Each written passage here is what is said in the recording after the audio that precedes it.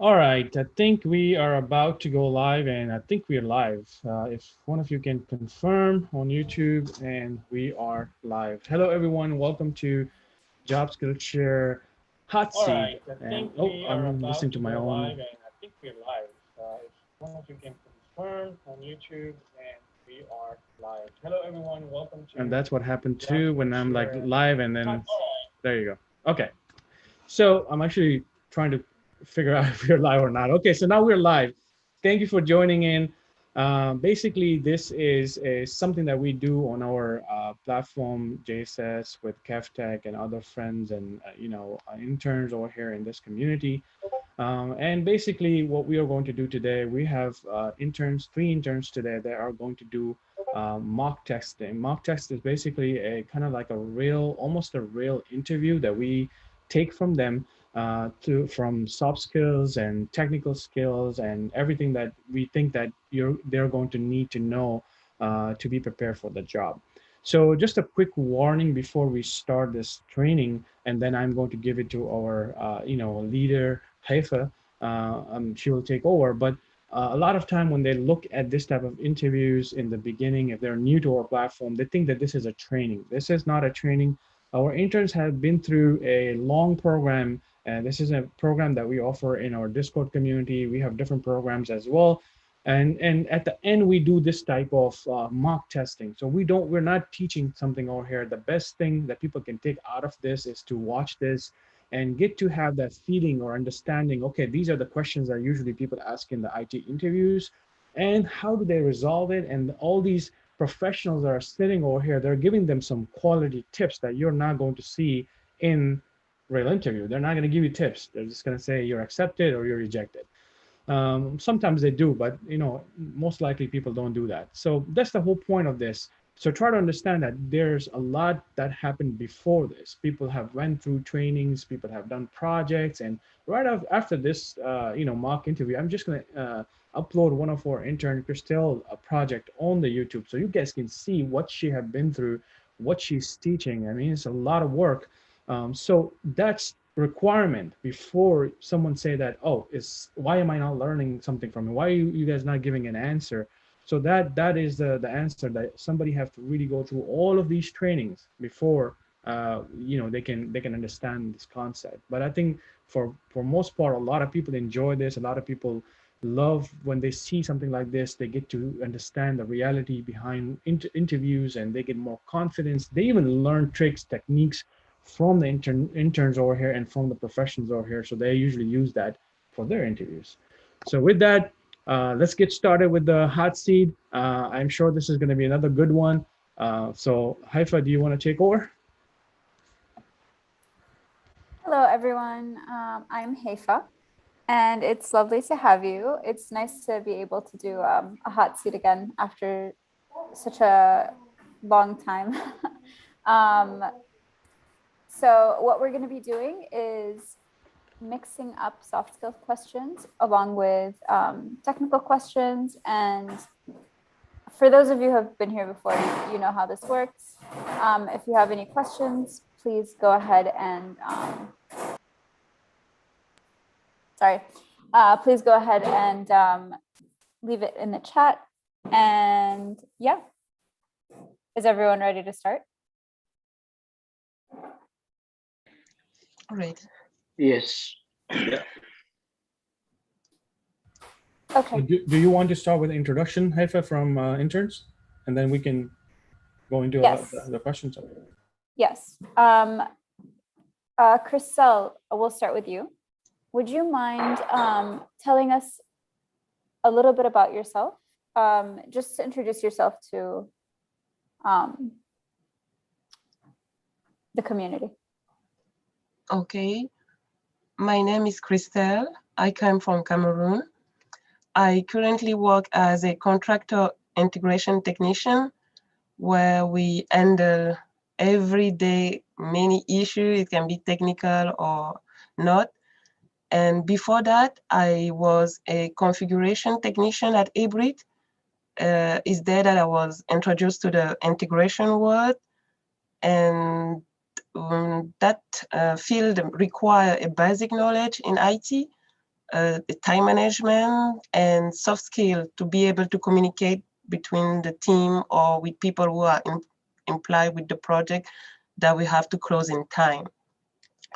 And this progression has been smooth and very fast because of the training that I received at DMV Solution. I was trained as an help desk technician, and I was able, it increased my level in hands-on. I was able to create an environment virtually, a server environment virtually, and manage the workstation. And these knowledge and skills make me, I think, good fit for the position that I apply today. Thank you. Thank you so much. Hassan, are you ready to give us a slight introduction? Yeah, sure thing. Nice to meet you all. My name is Hassan. So, you know, before this, like started my career working mostly in an organization called NHS, doing a number of roles in customer service related, administrative related as well. Then had, you know, a brief time working in the digital service department where I was able to work with the desktop engineering team, deploying like hundreds of computers across several hospital sites, which then made me more interested into actually getting into this type of field. From there, I had the opportunity to work for a disaster recovery company called SunGuard, worked as an IT work assistant. And then from there, I learned some basic software, hardware troubleshooting skills, but wanted to obviously carry on. So I took up an internship with job skills. And then after that, had the ability to work with DMV and focus more on things like, again, workstation, VMware, familiarize myself with Office 365, Active Directory, and things like that. So yeah, up to that point, now I'm here. Awesome. Thank you so much. Naresh, are you ready? Yes. Go ahead. Hi. Yeah, my name is Naresh. Currently I'm doing internship with job skills here, and before that I have some experience in IT. So in my I have experience with deploying computers, deploying any application. And for deployment, I'm currently using Microsoft deployment toolkits with Windows deployment services. And for deployment of application, I am using PDQ deployment. I feel so easy with that. And beside that, I have experience with Active Directory, how to create users, how to reset their password, and how to unlock their accounts, and how to create and distribution groups in Active Directory. And I also have experience with creating new mailbox for new users in Exchange server. And I have experience with virtual machines, creating new machines like that. Yeah, thank you. Thank you to everyone. I'm sorry, I forgot to introduce our pros who are in here. Kevin Diaz, Stevens IT Essentials, Kev Tech, and Danish. Thank you all for being here, obviously. So yeah, sorry, that's a little late, but okay, let's open the floor to the pros. Kev Tech, do you have any questions you'd like to start with? I think before we start, I just want to give some kind of like a little information to our interns that now the questions that are being asked is totally consider yourself to be in a room with 4 or 5 people that you're trying to get that job. So make sure when you give that answer, it has to be very targeted, or it has to be kind of like what you think is the best answer over here. Okay, just keep that in your mind now. And also for the pros right here, make sure you guys give the time over there. Like, okay, 2 minutes, and after that, we're not gonna. 2 minutes is a pretty long time even for answers. So make sure you guys kind of give that. Okay, you know, just stop someone if they're moving too like, you know, into details, then you can stop them and say, okay, that's kind of, we're gonna go to the next question.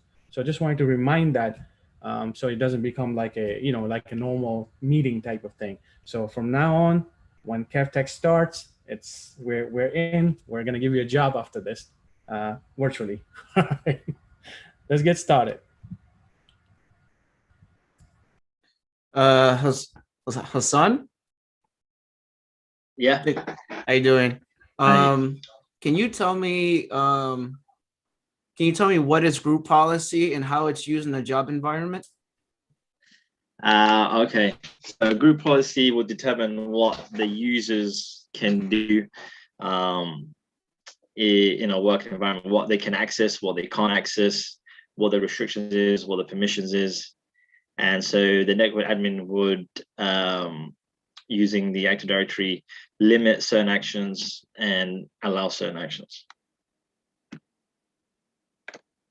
Depending on obviously the company's policies, that is, for the users. Got it. Okay, good answer. Steven's IT Essentials, would you like to pick either Chriselle or Naresh? We'll take Christelle. Hi, how are you? Good, thank you. Okay. Tell me what Active Directory is for. Active Directory is the tool that we use when we are in a managed environment. We use that to create user and manage the computers. Okay, thank you. Diaz? So it's Naresh as well. Naresh, Yeah. so if we have an environment with Active Directory and group policies, what kind of tools can we use to manage that as a help desk technician? Yeah, sure. So for that, as a help technician, I may not have access to the server. So for that, I will have to install RSAT tools. And with that, I can have access of Active Directory users and group policy. For installation, I will for RSAT tools, I will just go to search, type here to search on bottom left, and type optional add features. I'll just type there, and with that, I will in next screen, I will see the screen to add the features.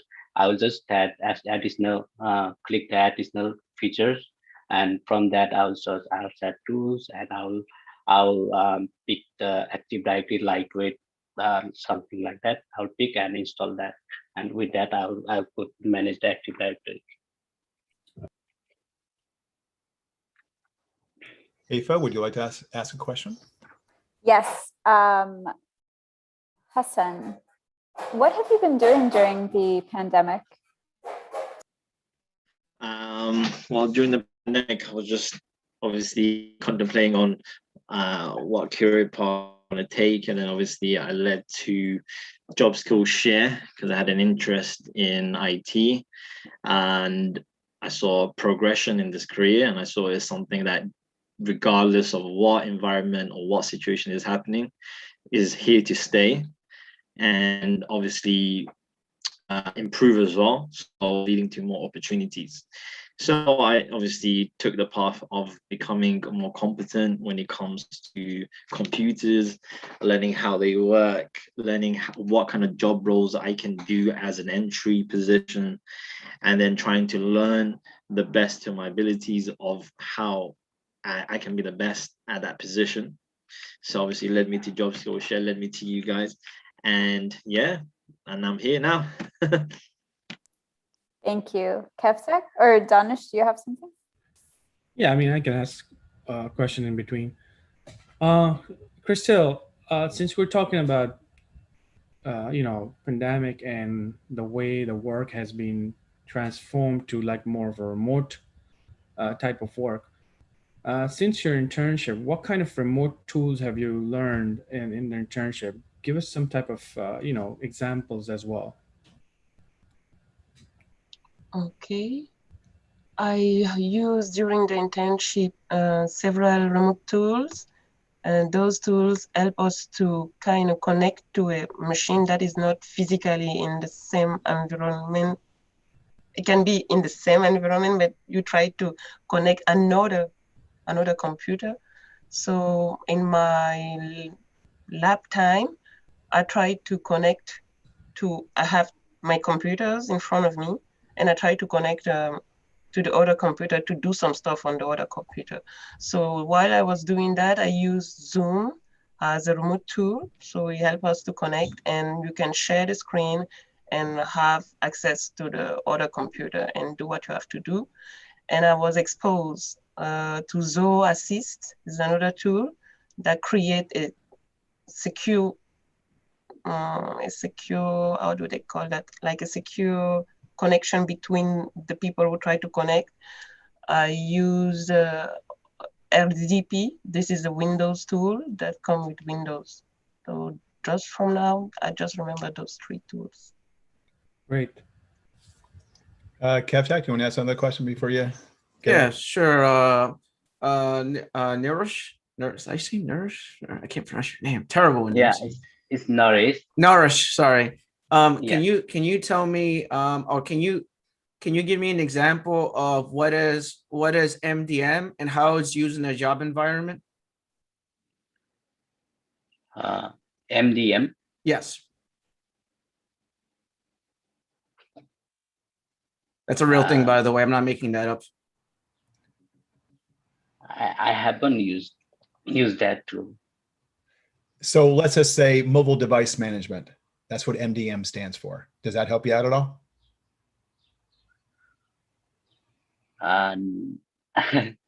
So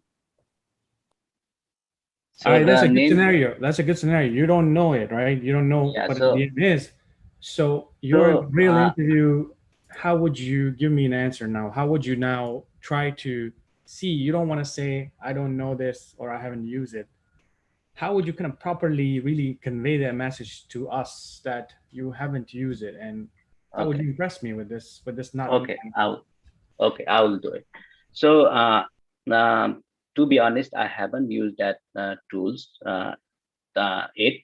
So the name suggests is mobile device management. Is kind like it is a tool to manage like laptops, any mobiles or tablets. So what I know about the MDM is it is going to manage those devices, give them access of certain things like let's say Zoom. So in the job environment, give access to Zoom or any conference management tools like Cisco WebEx. If they are going to give access with those tools or not. So it is going to manage those things. All right. So, okay.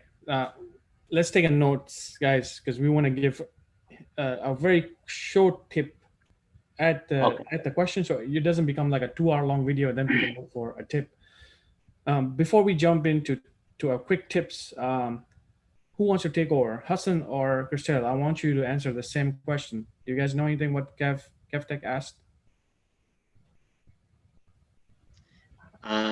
It's not something I'm familiar with. I've come across so far, and I guess that's something that I would have to look up myself. But from the name, again, it sounds something some sort of a management tool, focused on phones, like things like mobile phones, print and laptops, things that you might use in a remote environment when you're not in the office. But at the current time, it's not something that I am, versed in, but it's something I need to look up. Okay. Christelle, what about you? Yes, I have the chance of being exposed to an MDM, mobile iron, is an application that we install on devices to be able to control them remotely. Okay. What do you guys think? Just a quick tips before we move on. Before a lot of people will be like, okay, what are they talking about here? KevTech, what would you say? Yeah, so mobile device. So MDM is mobile device management. So basically, it's a software you could put on your phone, and usually it handles the application. So you could actually deploy applications on the phone, like Microsoft Office 365. An example of an application that manages devices would be, like you said, Mobile Iron. Also, Microsoft Intunes, Manage Engine. There are different types of applications. So that's basically what it is. So it allows the IT person to handle those devices in case someone steals the phone or does something with the phone. So then you could actually wipe the phone, delete the phone. You could uninstall, reinstall the app. You could handle and actually see, actually like Mobile Iron, for example, it actually shows GPS of where the phone is located if someone were to steal the phone. Say, for example, you're in the airport and it gets stolen, right? You could wipe the whole phone so then no one grabs any of your company information. So that's basically what what's basically a definition of a Mobile Iron is, or any of these MDM applications. What would you tell someone, Kev, if someone say that I don't know about this, like, or they got into this situation? Now you say that, okay, what is MDM now? The person is confused. What would be like a very quick, impressive answer to Oh, that? for me, it would be if someone were to, so I asked them, right? The question would be like, I'm not familiar with that application, but I will do research on it and I'll get back to you, or I'll go online on Google, or ask a colleague for help, or I check our ticketing system. And once I figure out what the answer is, I'll get back to you and give you a proper answer. You got to say something like that. You have to give me something. So Guys, this is a great answer, and maybe Haifa and other people can also chip into this. When you say something like, I am not familiar with, but I will research, you see, don't end that. I'm not familiar with. It's just totally a answer that even in the answer, you're not doing you're not even showing me that you're going to do something with this question. Like, I invested my time to ask you questions. I want you to invest some time to give me the answer with something that I would like to hear, right, from a person. I will research, right, or I will learn more, and or I am actually at the part where I'm learning about modern skills, and this is actually something that I wanted to learn, something like that, right? You got to make that flow in your answers, and if you have that flow, a lot of people will let go of their technical questions, like where they know that this person can learn. If they know the other basics, they can learn this too. What do you all think? Sorry, Hefla and Diaz and Steven.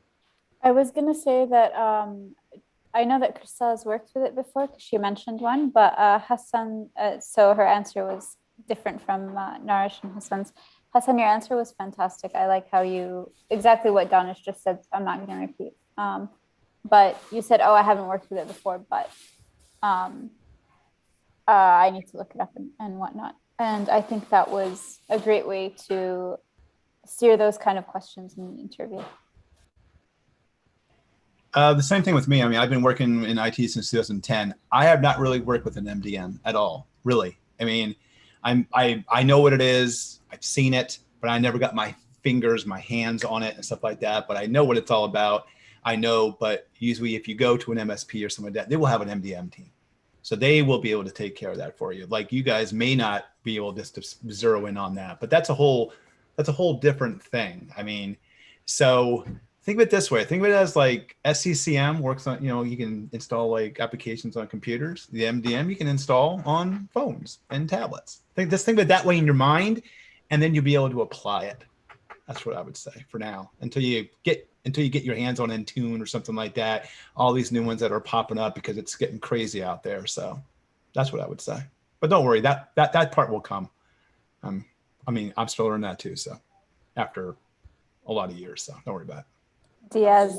So pretty much what everybody else said. Also, the other thing is, Hassan, like what you did, you tried to kind of guess what it was. Sometimes with enough context with the word, you can take a bit of a guess. You say, I'm not necessarily familiar with it based on the name. I believe it is this, this, and that. Or I'm a quick learner. You kind of want to switch it up because you also don't want to give the same answer every time. Like, let's say they ask you 20 questions and you don't know all 20 softwares or solutions or what devices, whatever they're talking about. You don't want to say the same thing every time. So you kind of want to change it up. But for the most part, yeah, whatever it is. That's actually a good point. All right. Steven, would you like to ask the next question? Yes, it's actually going to be all you three are going to be in on this. So we're going to start with Christelle first. Number one, this is a yes or no answer. I just want a yes or no answer to, well, to the first two. Maybe I got through with the third one. In Active Directory, a container. Can you apply group policy to a container? Yes or no? Yes. Do I have to? Oh, yes or no? I just want yes or no. Okay. Yes. Hassan, can you apply group policy to an organizational unit? Yes or no? No. Okay. And Naresh, can you apply a security group to a container? Yes. Okay. All right. Anybody else want to jump in and correct them or say something with that? So Hassan, you said no to that question, right? To the organizational unit about group policy, applying that. And you are wrong on that one. Christelle, you are correct. And Naresh, you are correct. Wait, you are correct on that one. You can, right? Wait, security group to a container. Yes, I believe that one is correct. Right? KevTech? You can, right? Yes. Okay. So Hassan, why don't you think you can apply a group policy to an organization? What is an organizational unit, by the way? Can you tell me that in some simple words? Organizational unit is something that you can add as a folder, extra folder, right? For an Active Directory. I assume because one of the things you can't, from my right now, I think I'm getting a little confused, but there's one of the things that you can't add a group policy to. I can't remember which one, but I assumed it was the OU. But now obviously I stand corrected. It's not the case with the OU. I guess you can add group policy to that. Okay. But it's a folder which you can add, and you can change it to like whatever Windows. Just right click, add OU as I guess an extra folder. Is it called a folder in Windows world, or is it called a container? Is it called a folder, or is it called a container? Container. Okay, very good. All right, thanks, guys. Next. So Yes. let's see. Christelle, can you tell me about your experience working in a group and how you work in a group? Yeah, I've been working in a group since it's been a while. I've been working in a group since I began to work in the warehouse environment. We are in a team. We have to do project as a team. Before working as a team, I thought that I was a team member because I work as cashier and we were a team and it was going fine. But technically it's different. Technically working as a group, you have to, sometimes in a group, you don't have the same level of knowledge. So you have to adapt to be comprehensible to others so that you can do the task together and in the time you, I'm talking. And yes, my experience as working in a group changed. I thought it was easier, but it's not easy. You have to not only communicate, but always try to make everyone goes. You have to be in accordance when you going. Yeah, that's what I would say. Thank you. Naresh, I don't know anything about technology. Can you explain to me very briefly what virtualization is? Very simply. Okay, yeah, sure. So virtualization is something you can use it for, let's say you want to try something before using Windows. Let's say we just have Windows 11 and you are using Windows 10. You can use it before install in virtual machine and use it before you move to Windows 11. whether you like it or not. Yeah, you can test it. And if you are new, so it's best way to learn to. You can mess with the virtual machine, anything you can do and learn from it.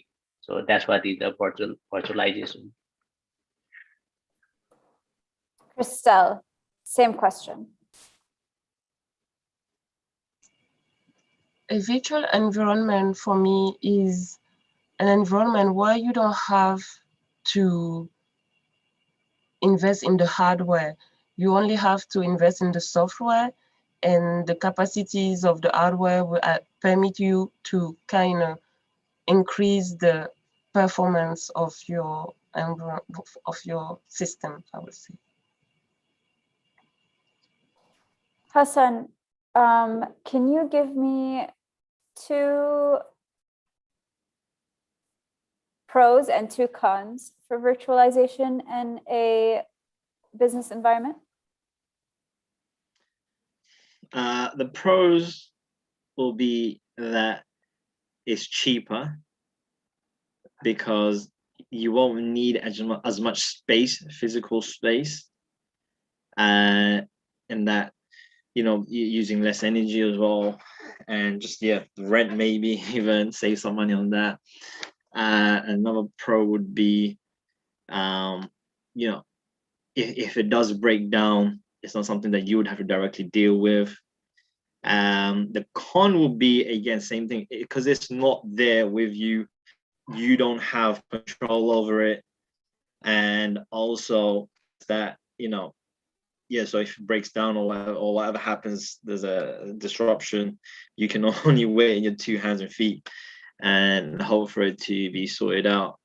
Another con, is that 2 cons? Oh, no, I give another one. Another one. I'm thinking another one. I think that's all I can think of right now. Go ahead, Don. Okay, who am I asking a question here? So everyone has a equal Okay, amount of questions so far. Okay, Christelle, in our company, we work with a lot of graphic designers, and they're working remotely, and we use FTP for that. Do you have any experience using FTP? Yes, I have an experience using the software FileZilla. I had the task to add some information in the background on a website page. So I had to use FileZilla to kind of move the folder, to update the folder of the website. Okay. Yeah. Hassan, since we're talking about FileZilla or FTP, what are the common ports do we use for FTP? So what was that? So can you repeat that question? What is the common port that we use for FTP clients? When you're trying to connect, when you down, she said that we use client FTP FileZilla. When you connect FileZilla, what port do we use? Well, the port number. The port number I am not familiar with right now. It's not coming to my head. But it's something that I can look up. But yeah, it has a specific port number. All right. Not too sure. So I'm gonna ask now a different question. This is a different question, Naresh. Make sure you listen to it. Why do we use port 21, and what is it for? So port 21 is for FTP. We use for that. Yeah. So we use if FTP doesn't work, we will just find out if port 21 is working or not. So that is it for. What session layer is it on? FTP. FTP should be a secure layer. Secure layer. I mean the application layer. All right, Hassan, Christelle, can you guys elaborate on this? elaborate on the layer? Yes. Go ahead and ask that question again, Danish. So if we are using a FTP client and a client is using it, let's say FileZilla, what OSI layer are we using this application on? Is it on session layer? Is it an application layer? I will say, Transport layer? oh, I wanted to choose the application layer because I know that the protocol for the transport layer are only UDP and TCP, and the session layer is for regulate the. So if FTP is using TCP, that's correct. You're using, say, okay, TCP. What's on top of that? Like, then it's gonna go where? After TCP, it's gonna go where? What is it gonna do after that? Is it going to create like some kind of presentation session, or what is it gonna do?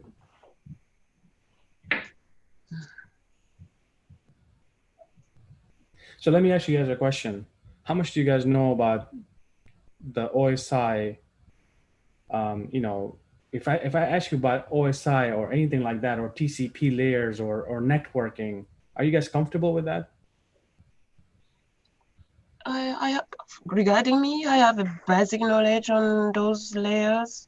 So yeah, I think I can tell you which layer is about to be Okay. used. All right. So you see, the thing is this, because if we get into this, of course, this is going to become like a whole training right here. But the thing about this is that a lot of people will ask you questions based on your knowledge as well. Just know that.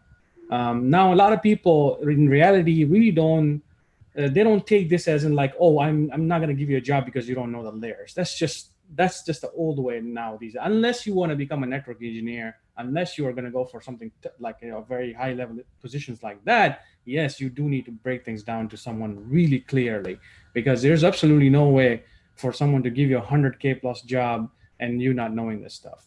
But at your level, where you are, if people are listening to me right now, they're like, wow, dude, this person just asked three starting from a normal question. Can you use FTP? I accepted that answer. Really good answer. Files it up. No problem. Someone says the port 21, perfect. No problem. You know the basics.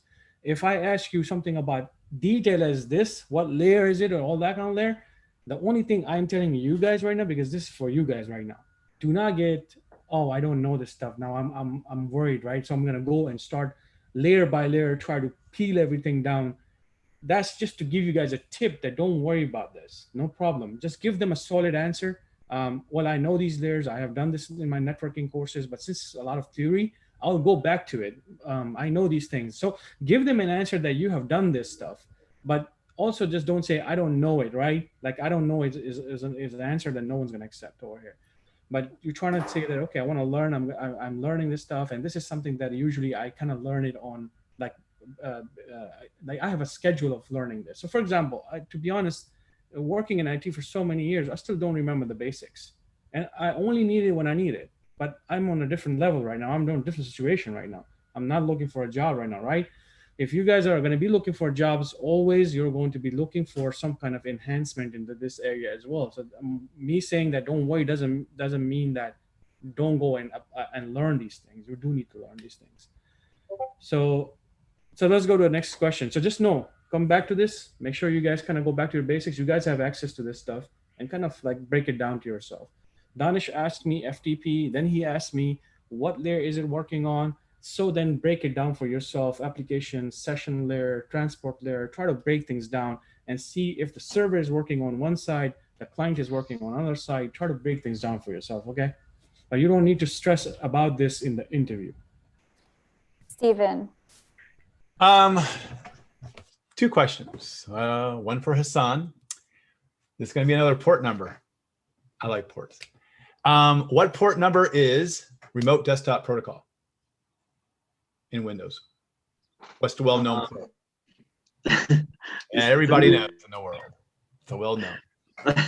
It's 3406. 3486. And can you change that port? and still make remote desktop protocol work? No. Okay. The second question is going to be for Christelle. Getting back to the OSI layer, switches. What layer of the OSI layer do they work on? The switches The are switches. working on the switch, sorry, are working on the layer 2. Layer 2, and that is what? What is The what? Mac. Layer 2? When you say what is, do Like, you mean? what's the name of it? What's the name of layer 2 for people out there? Okay.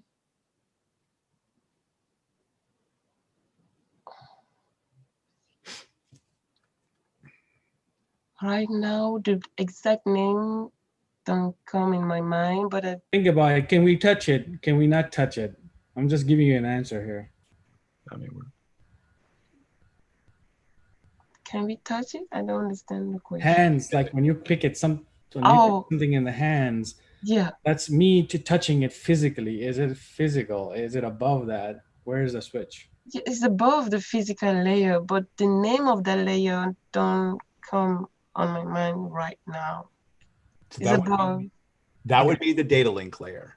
So Yeah. now, here's another one for you. What about routers? What layer do they work at? Layer 3. Layer 3, and that would be the network layer. There you go. Good. And a good way to remember the switches, guys, for layer 2 in the OSI, it's a switch. So it's an S. Just turn it around to a number 2, and it's on the number 2 layer of the OSI model, and you'll never, ever, ever forget it. Yeah. A little tip right there. Okay. Now the routers, and you got just layer 3. I don't have anything for that one. So I know. The other thing is this is just a A+ learning right here, right? So if one of you guys are like not comfortable giving these answers, go back to A+, or just try to go to one of those videos where on YouTube there's one greatest professional who can really break this down. I am not one of those guys. For some reason I can never teach this kind of stuff. So go back to one of those type of professionals who can really, really break things down to you. And before the interview, I highly recommend you do this. It's just, look, having knowledge like this is just a good impression. It's just all that. The people know that you're not going to go out there and you're not going to do this in entry level, but it's just having this knowledge. They know that you know things, and they're not going to really sit down with you and explain things to you and take that kind of headache. So just know that having this knowledge is good. Okay. I know that Diaz is away, so I'll take over. Naresh, can you tell me, what does constructive criticism mean to you, and how do you handle constructive criticism? Yeah, sure. So, in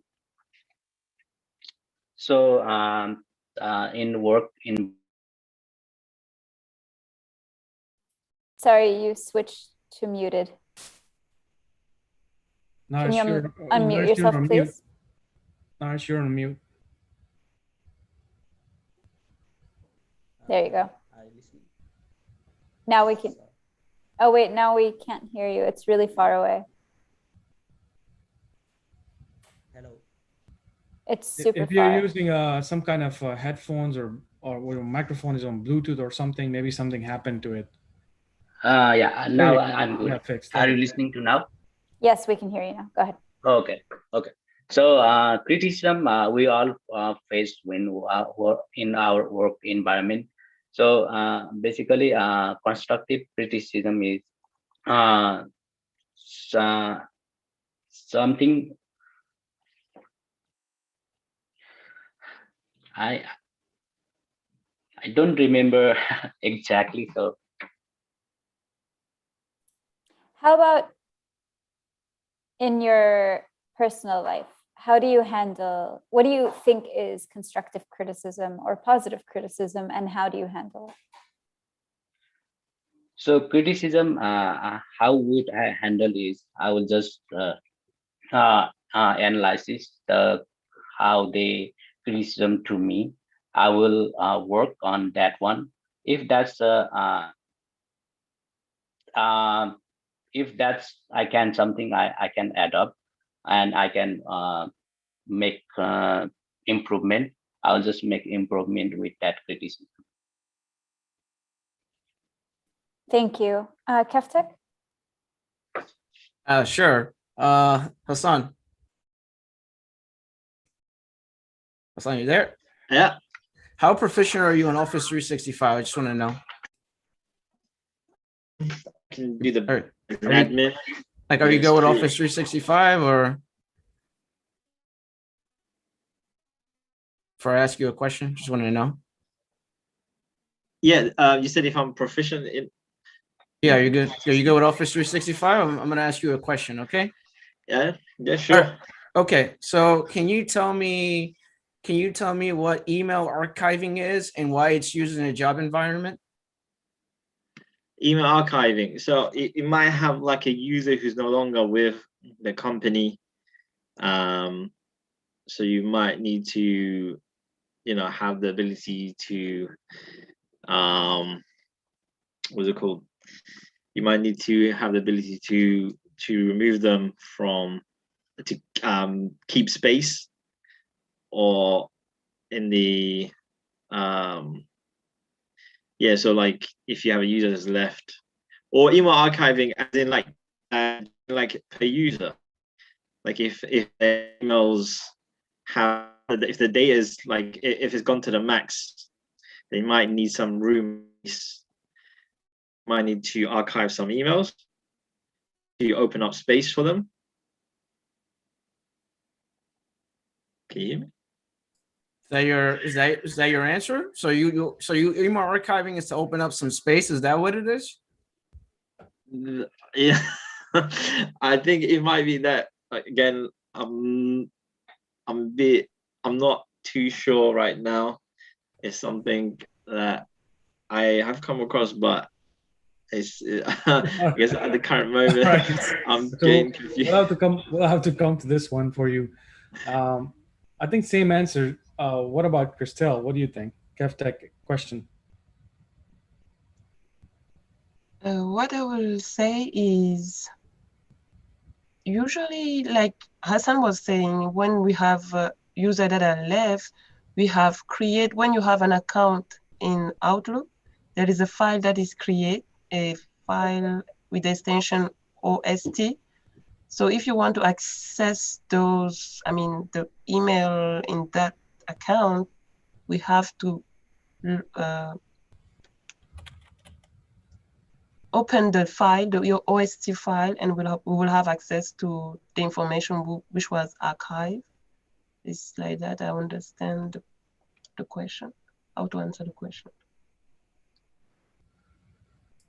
Yeah, so my question was, what is email archiving and why do we use it in a job environment? What's the purpose of it? Obviously, you cannot have 100 emails in someone's Outlook. So why do we use archiving for? What's the purpose of it? It's for access easily to the information. By archiving, I understand that we are classify the email. Is that right?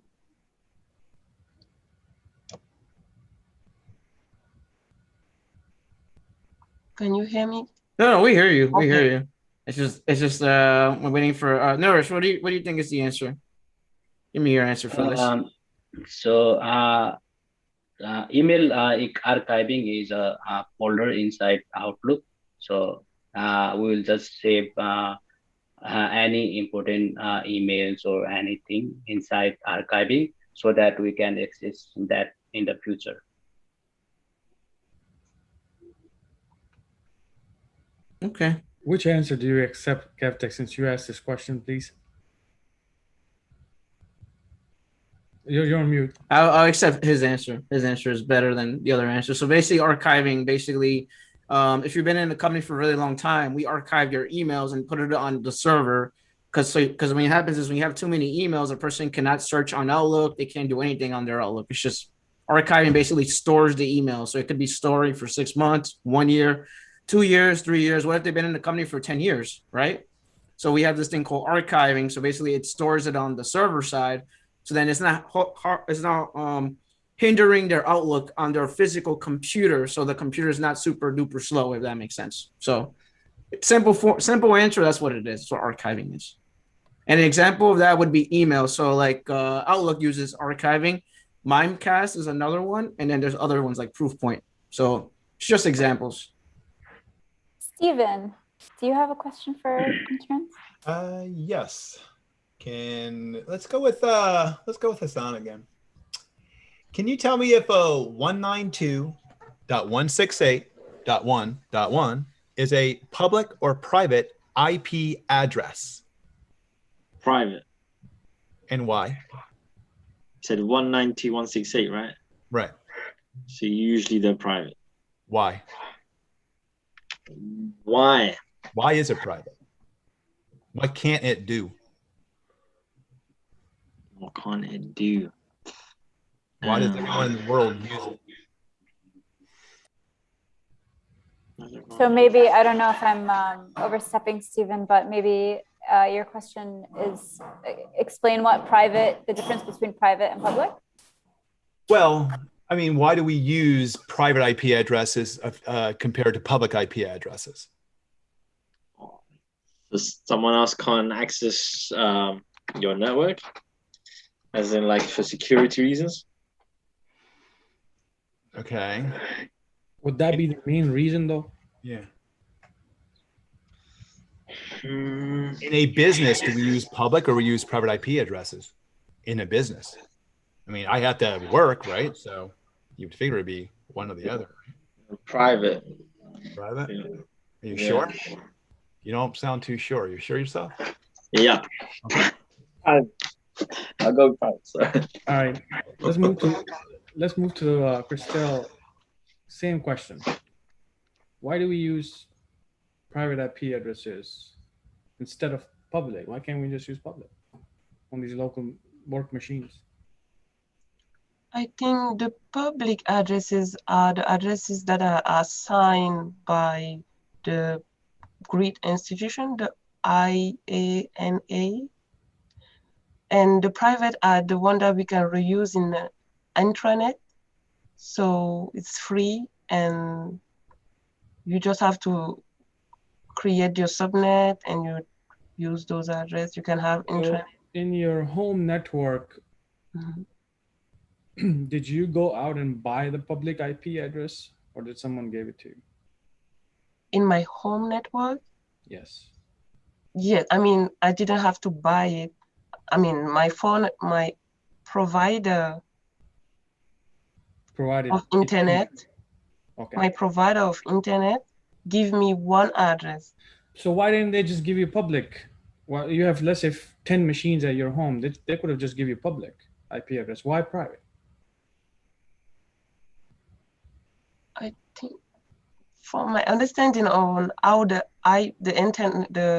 addresses work, behind the public address, we use private addresses inside. I mean, so that's for going back for security. And what's the other major reason for this? For us to use public IP addresses. I know security is a big thing. Yeah, you want to keep it private because you don't want people to be coming into your network like that. But is there any other reason? Do you guys know?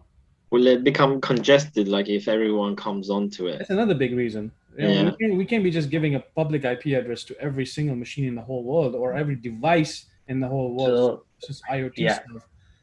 We would be ran out like, I don't know how many years ago. But because of this whole privating, first of all, making private, meaning security, it doesn't go outside to your network. It doesn't know anything.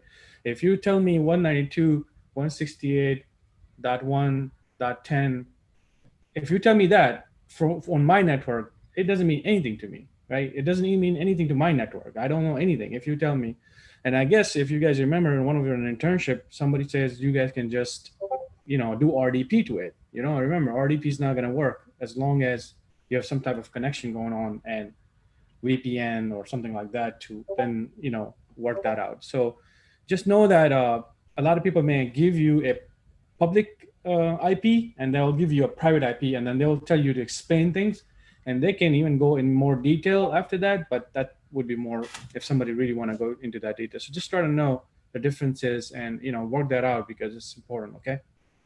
While we are on this, Naresh, I just mentioned VPN. What is VPN?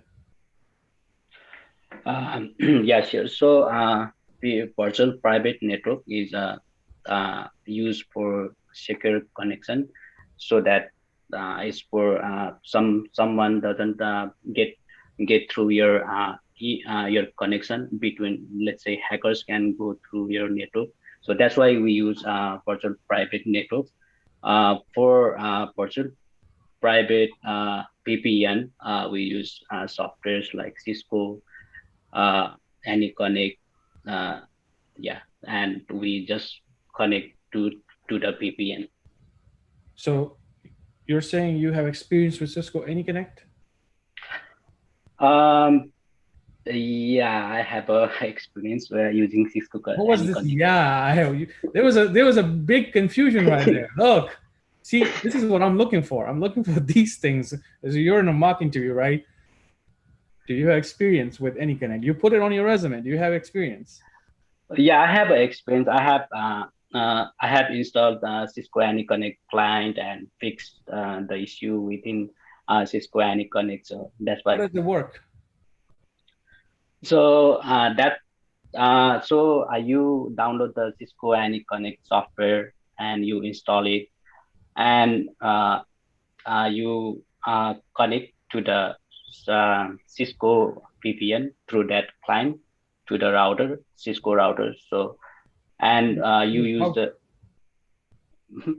yeah, So and AnyConnect works with the router? uh, uh, yeah, Cisco router had to give have to uh, have to set up for that Cisco AnyConnect, so it will go through the So you're gonna go into the router, set up the whole AnyConnect VPN, everything inside the router. The no, client I don't get have inside to the do router. I don't have to do anything. I will just install and open and Okay, connect to okay. the Here's the VPN. thing. You see, I went ahead and you were giving me, look, I trapped you in a way that if you knew the basics, that's it. You could have just said, Okay. I worked as an entry level on AnyConnect, and as an entry level or IT support professional, we basically download AnyConnect on the client machines, and we can troubleshoot things from Active Directory accounts if there's an issue with that. Maybe sometimes the application is having an issue, so I would repair it, I would reinstall it. And then for someone to ask you something like that, how does it work? You can clearly say that, yes, it's a part of our networking team, and they have it set up. That's a knowledge that I'm going to learn, and that's going to be my enhancement or my learning that I'm going to be doing to learn that kind of stuff. Okay. Because if you're gonna be trapped into something like that, then I know you're making Yeah. things up right now, right? So Yeah. so I'm gonna keep trapping you, and if I don't, I always tell people, you're dealing with a human being over here. A lot of people, when they listen to you, they are not looking for someone who knows every single technical things. They really don't care about that stuff in the entry level jobs. They're looking for someone who's going to give them a proper answers, or an answer that where they're going to say, I want to learn more. Because if you're going to go into a company, they're going to say, oh, this guy is going to start making things up the same way with my clients. And remember, if it's a business type of environment like MSP or someone who I really want you to, I have a client that is paying me $5,000 a month, I would have a problem putting you in front of them then, because I don't want you to make up things for them, because you could make up things to put me in trouble. Does that make sense? Okay. Okay. So Yeah. that's where you gotta make sure. And this is just a tip for you, right? You gotta kind of like understand this concept that tell them something that you know, give them something that you're gonna tell them that I'm going to learn, and then that's it. Don't try to trap yourself into something that you don't know, then, especially in technicalities.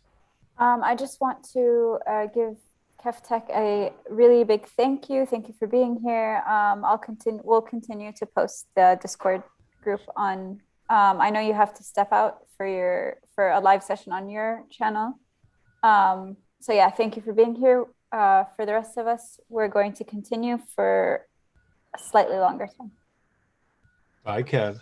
Thank you, Kev. We will I'll be back. definitely join you with the other stuff. So Diaz, do you want to ask some questions?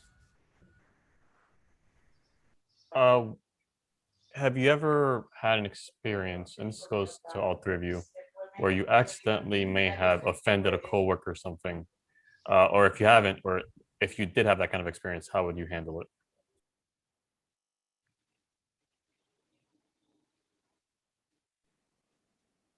So are you saying that have we ever had an experience with offending a coworker, right? Like maybe you said something, and you made somebody feel bad or something. Oh, And if you haven't, if you were to have that kind of experience, how would you handle it? I don't think I ever had that because I'm quite charming and everyone loves me when I work with them. But if I had to, I guess sincerely apologize.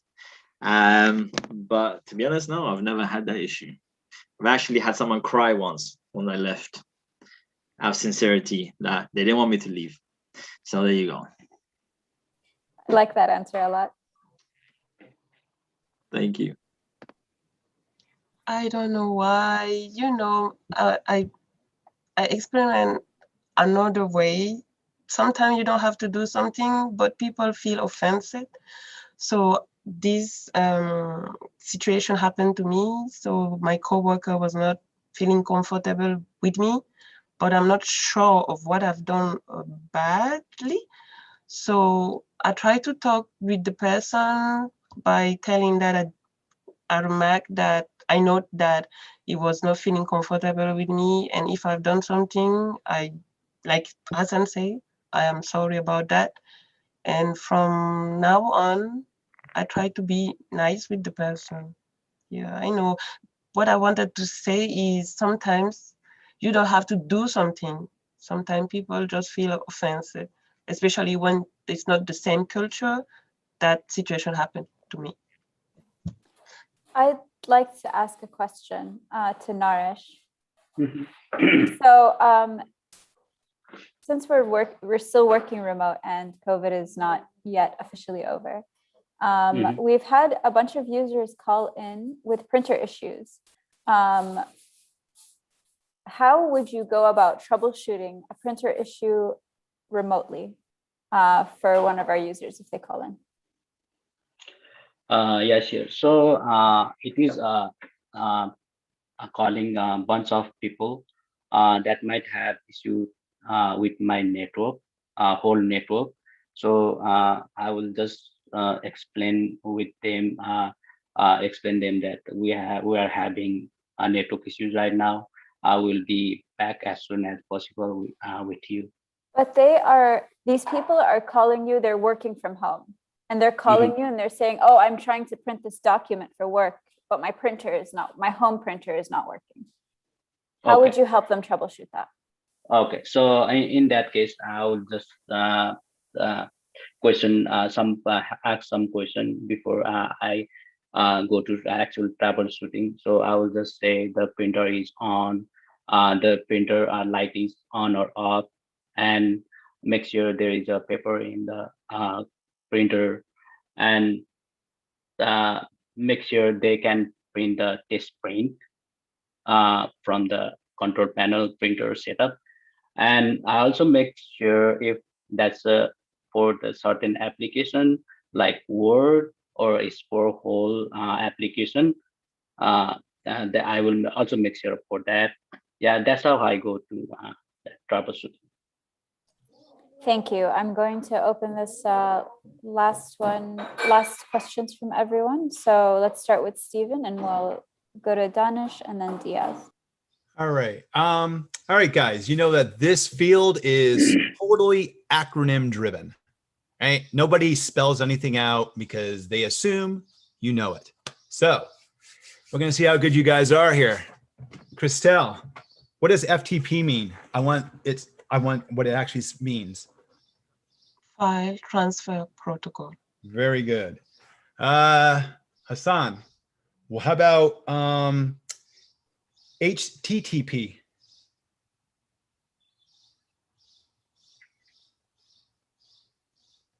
You're unmuted, by the way. It is host. Host. It has to do with the World Wide Web. So you're using it every day of your life. Yeah. Not host. If you don't know it, I can move on to the next one. transfer protocol. I think host transfer. No. HTTP. Is it hyper? Okay. I think it's hypertext. Okay. Transfer protocol. There you go. Naresh, how about SNMP? That is Simple Network Management Protocol. Very good. Christelle, DNS. Domain name services. Very good. Hassan, DHCP. Dynamic host configuration protocol. There, you were confident on that one. I like that. Naresh, how about SSH?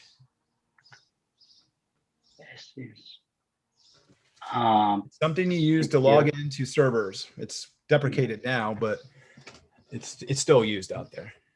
That's secure protocol. Secure. Secure session protocol. Actually, it's secure shell. Shell. Okay. Yep. How about let's go with Hassan again, since he was confident on that last one. What is our POP3? What does POP stand for? You're muted. Post office protocol. And what is that used for? Well, like it's like an application layer. An application? What kind of application? Like for like emails to retrieve. All right. That was good, guys.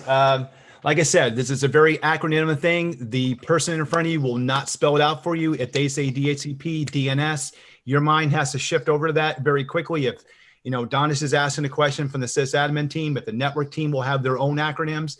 The programming team will have their own acronyms. Everybody has a seat at the table. Everybody uses the acronyms differently.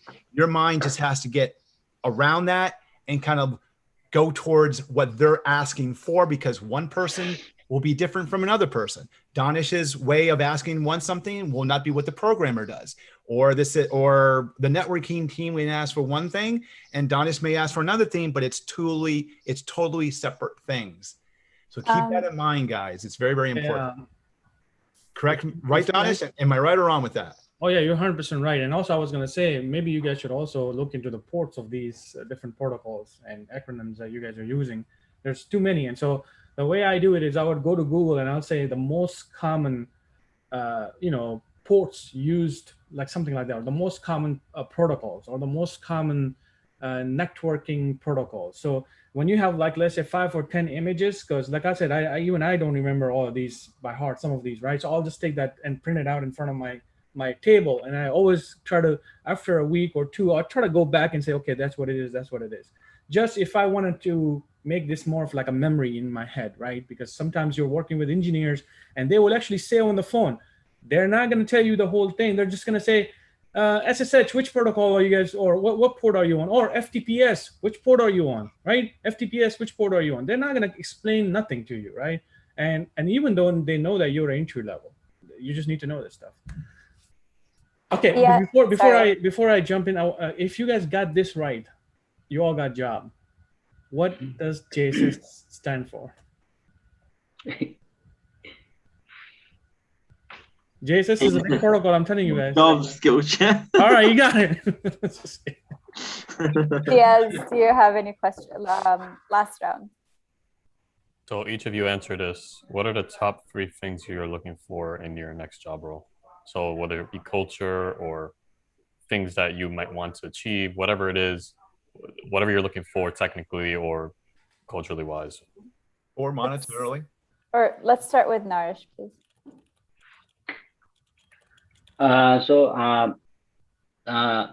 Definitely I'm looking for develop my soft skill in my next job, and I also want to develop, I want to work as network admin or network engineer in future. So I want to develop those skills within me too. And I also want to develop uh, the communication skill, so how to professionally communicate with the people within the business. So I want to learn those things in my next job. All right, Hassan, can you take a stab at this? Yeah. Number one, good progression opportunity. And number two, good team. And number three, good money. So those three. And Christelle. Sorry, Hassan, did I cut you off? No. Okay, Christelle, sorry. Okay. For my next job, I'm waiting. I will want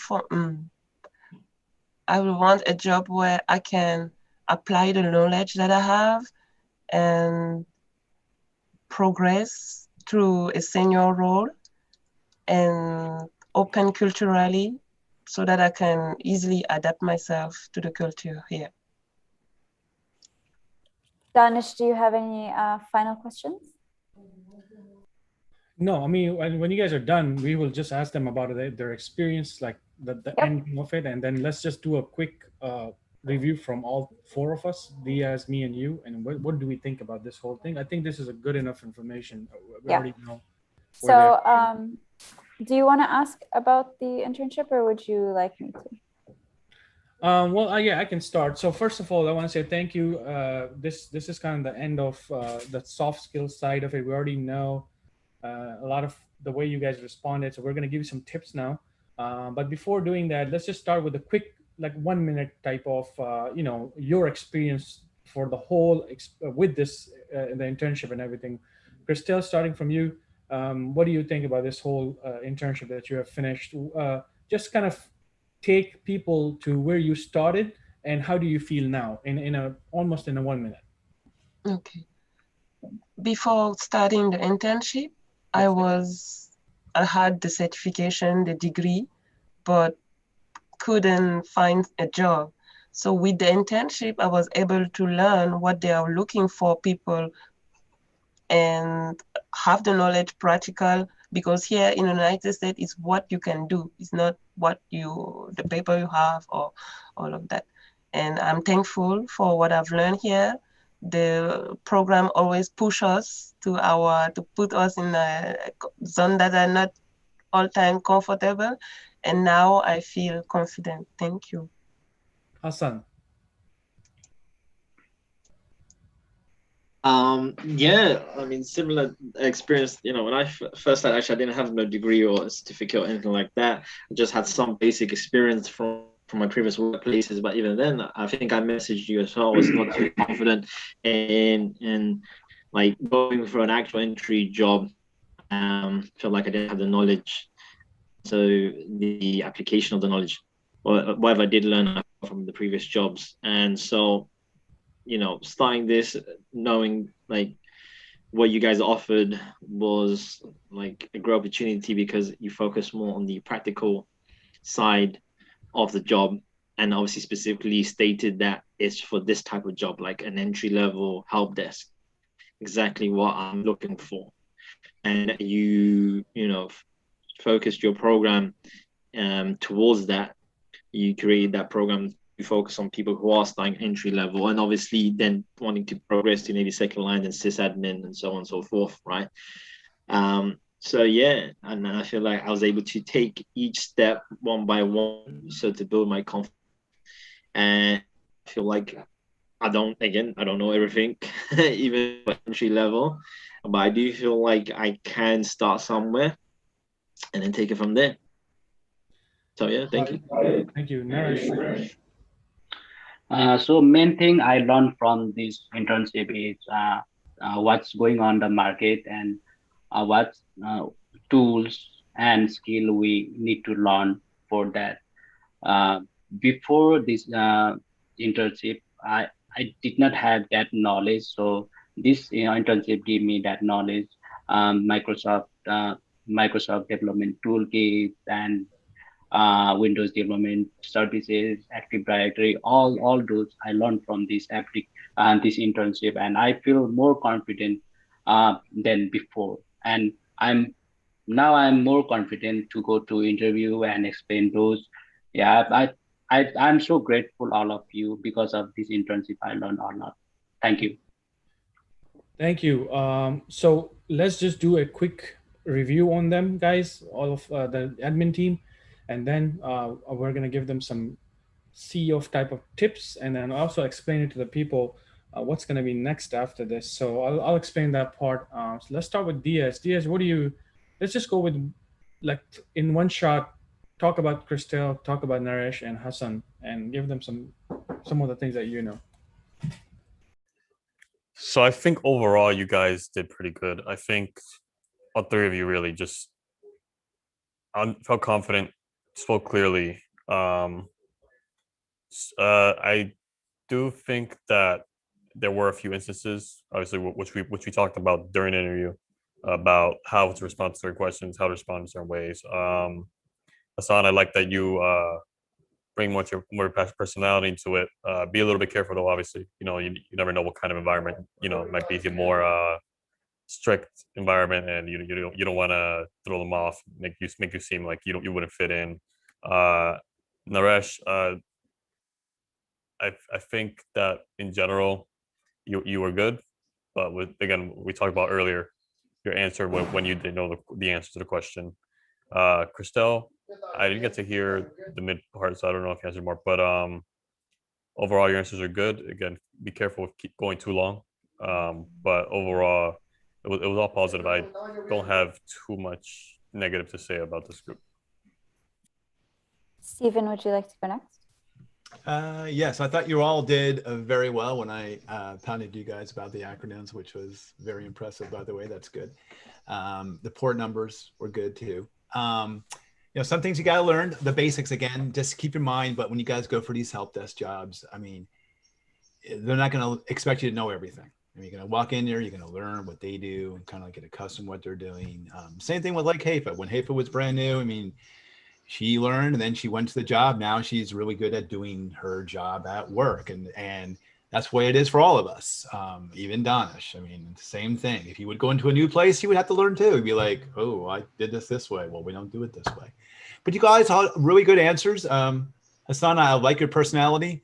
Christelle, I like you. I mean, I like all you guys' personalities. In the IT field, you're going to find a lot of like no personality. It's like, that's not fun. I mean, IT should be fun. It should be fun. I mean, you're going to find a lot of guys that are very serious and you're going to be like, what the heck? He never smiles. He never jokes. He's so like to the point. Let your personality come out a little bit. I mean, you got to let it shine sometimes. I mean, especially when you're in front of the customer, you want to let your personality come out. Do you got to kiss their butts? Of course, they're users. Hey, that's the way the job is. It's all about customer service. But I think you guys will do good. I mean, you guys are on your way. You got the foundation, and that's the most important thing. That's what everybody, CabTech, Donis, everybody tries to get into people's heads. We need the foundation. Once you get the foundation, the sky's the limit. When you get in the job, think about what you want to do, maybe. What you want to go. Oh, well, I'm going to go to the networking. I want to go into sysadmin. I want to go to this. You can kind of like, and if that job's not doing it for you, maybe then learn what you can there, move on to something else that will give you that opportunity. I mean, you don't got to stay at the job forever. There's no law against that. You can move around. So, but yeah, you guys, I think will do well in the career, and we're always looking for bright young people. So, keep it going, guys. Just keep it going. Good. Danish? Yeah. So all three of you, if you ask me, are you guys are job ready or not? You're 100% ready for the job. Okay. That's number one, because number one, of course, when people are watching you today, it's a very limited knowledge that they have is just your soft skills area. Of course, you are going to be presenting this. That's the first part of it. But then we know how technical things that you have learned. For example, what Naresh explained, that now I know Office 365 deployments, Windows deployments, this and that and that. So many hard, hands-on projects that you have done. So we know a little more than other people. So number one, are you job ready? You're job ready. The second thing is yes, you need to work on this flow of in the answers. And that's the reason you did your first mock interview today, so you could be tested, right? Let me tell you, I tell people that there are people that are just going to go out there and they're going to say, look, man, I really want this job. I'm an entry level. I will learn with you. Teach me anything. And I tell people there are possibility like that. They'll give you the job, no problem. But let me tell you one thing very clearly to anyone, and they can debate me on this. If that person was to put in front of the job, that person will be sweating naturally. Even if someone, even if I sit with this person and say, look, I'm going to teach you, real ticket comes in, you're going to be sweating. Natural. That's natural stuff. But you are now 10 times better than that person. If you were to get a job like this now, you go in there, you know the ticketing system, you know the Active Directory, you know the deployments, you know how to now search things, you know how to fix things. Yes, you are not going to be like a person who's 5 years, have 5 years worth of experience, but you're way better than people who are just going to go out there with theory now, even with theory, even with learning. If they haven't done anything technical like you, you're way better than that. So that tells me that you're definitely ready for a job. So the confidence should be there now. What is the next step for you guys right now? You have to be very, very aggressive when you're going out for applying for jobs now. Your next goal is to just prepare and get better. And with the interview, with these little tiny minor things that you guys lack. For example, Naresh, you're doing a lot of you need to cut that down in a way that you need to make a flow in there, right? Get a better flow. That's something you can totally fix. Hassan, yeah, you got to definitely give it a little bit better answers than today. I know you can do it, right? It's just that you got to like do a little bit of more knowledgeable answers in a way. You did a pretty good job with soft skills, but some technical areas you were struggling. Christelle, you're great with technical area, but maybe some little bit more work with the flow. And I think you're perfect, right? You're done because I have seen your work. You're way like above there, right? So aggressiveness in this now is totally about you going out there and saying, knock, knock, I need this job. Knock, knock, I need this job. Knock, knock, I need this job. There's going to be doors available to you outside in the world. You just got to go with the positive mind. Don't get into something like I'm not good enough, or I'm not, somebody tells you, oh, you need to learn about, this level of information, AWS, Azure, none of that stuff will work for you. I'm telling you. And the biggest example that you guys should see is who's sitting here today. Who's the lead over here? Haifa is the lead of this whole hot seat. She started this training with us, live training. So she is here in front of you guys.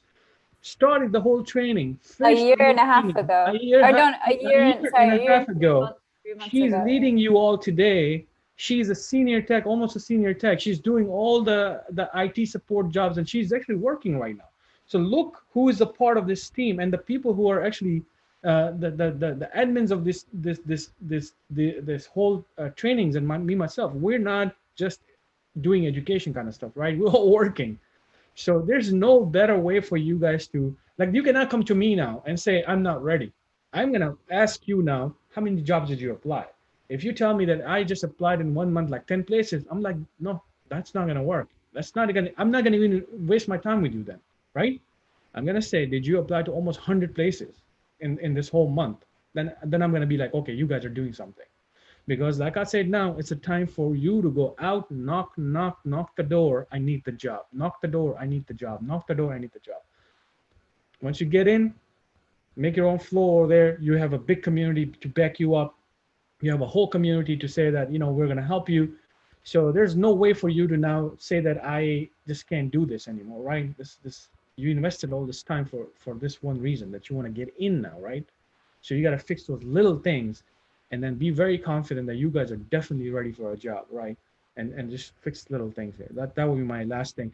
But after this, what we're gonna do, we're gonna also upload a full final project by Christelle. She's sitting here, 2 hours worth of hands-on practice that she have done in this whole internship. So if someone have a little doubt about their capability, they should watch that project. One, you're going to learn a lot from that project. Second, you're just going to know how intensive this type of projects are. And that video doesn't come just in one shot. I know she worked a lot for it. She spent so much time trying to fix things and make it a better video. So that also tells you that how YouTubers work, or anyone who is trying to put all these videos. We don't just go out there and, oh, we're the masters, we're just going to put everything like that. Yeah, we do mistakes, we fix things, we learn from it, and then we teach it to you guys. So we are learners, we're all students over here. Nobody's coming here and coming with like a pre-built knowledge. So let's Sorry, I wanted to give my input also. I wanted to start by saying that I'm really proud of all of you for doing this. It's a very difficult thing to do. And I like the personalities that showed, your personalities that showed while you were answering. I am slightly disappointed in some of the technical answers, but that's what this is for. I think you guys did great otherwise. I think you're definitely ready for a job. Just get a little bit more comfortable with some of those terms that were used. And yeah, I mean, we're always here. You guys already know, we're always here to assist if needed. All right, Danish.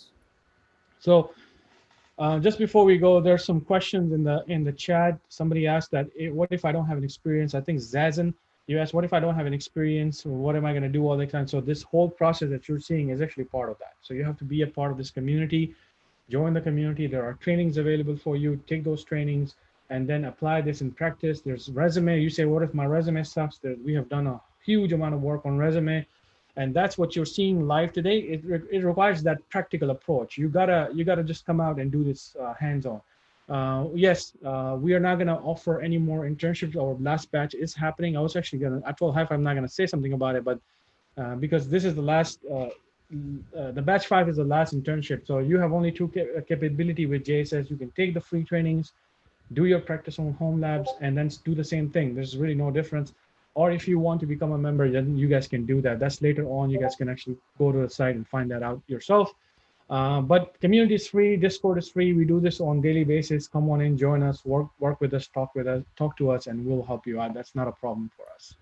So, sorry, Danish, do you want me to, since you're talking about Discord, do you want me to do a quick tour of Discord? Yeah, you can do that. Yep. And I think after that, we can just end this. So I would like to say that Diaz is posting, or Kevin runs on Duncan. I call him Diaz, but he's posting the Discord links. I'm going to share my screen and show you guys.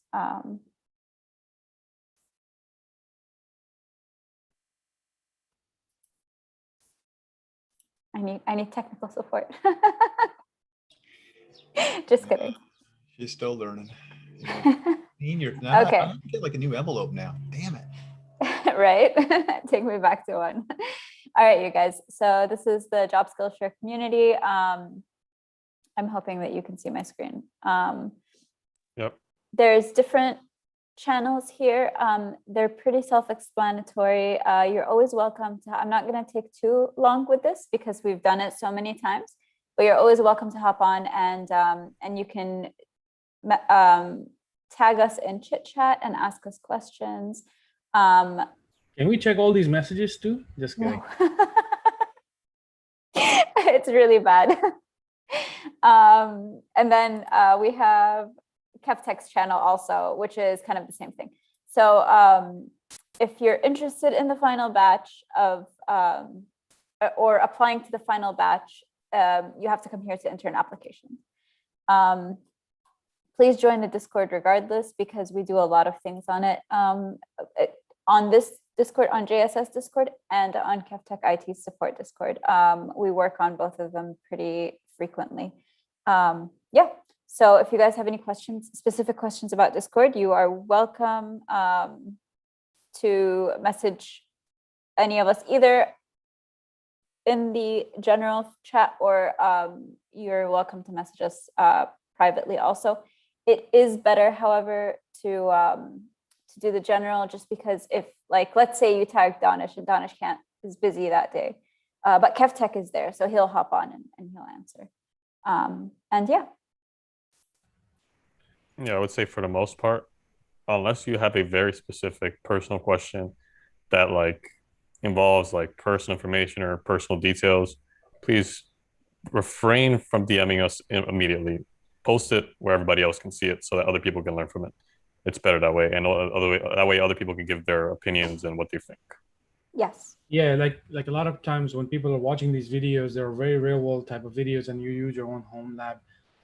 Please use the overall journal channels, because it really helps us to not tell you. First of all, nobody likes to tell you that don't send me a direct message, because it's awkward, right?